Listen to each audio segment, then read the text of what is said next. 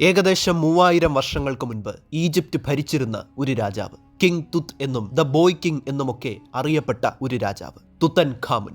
1330 മുതൽ 1324 BC-ക്ക് ഇടയിലുള്ള ഏകദേശം 10 വർഷക്കാലത്തോളം അദ്ദേഹം ഈജിപ്തിനെ നയിച്ചു. പിന്നീട് ഏകദേശം 18 വയസ്സ് മാത്രം പ്രായമുള്ളപ്പോഴാണ് അദ്ദേഹം മരണപ്പെടുന്നത്. ജീവിച്ചിരുന്നപ്പോൾ അദ്ദേഹം അനുഭവിക്കാത്ത ശാരീരിക വിഷമതകൾ ഒന്നുമില്ല എന്ന് പറയേണ്ടി വരും. ശരീരത്തിലെ അസ്ഥികളെ ബാധിക്കുന്ന അസുഖങ്ങൾ മുതൽ എന്തോരം രോഗങ്ങൾ. മരണശേഷം ഈജിപ്തിലെ നൈൽ നദിയുടെ പടിഞ്ഞാറ് വശത്തുള്ള രാജാക്കന്മാരുടെ താഴ്വര എന്നറിയപ്പെടുന്ന സെമിത്തേരിയിൽ ഒരു കല്ലറയിൽ കൊല്ലങ്ങളോളം ആരാലും കണ്ടെടുക്കപ്പെടാതെ സമാധാനമായി അദ്ദേഹം വിശ്രമിച്ചു പോന്നു. പക്ഷേ ഒരിക്കൽ ഒരു ധനികനും അയാൾ നേതൃത്വം കൊടുത്ത ഒരു കൂട്ടം ആളുകളും വന്ന് തുത്തൻഖാമുന്റെ കല്ലറ കുത്തി തുറന്നു.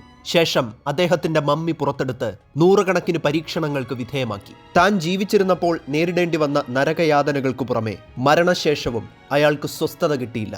അദ്ദേഹത്തിന്റെ ഉമിത്തി പോലെ നീറിയ പക പിന്നീട് ഒരു ശാപമായി മാറി. തുത്തൻഖാമുൻ എന്ന ഫറവോയുടെയും അദ്ദേഹത്തിന്റെ ശാപത്തിന്റെയും കഥ. മുഴുവൻ വീഡിയോ ചാനലിൽ.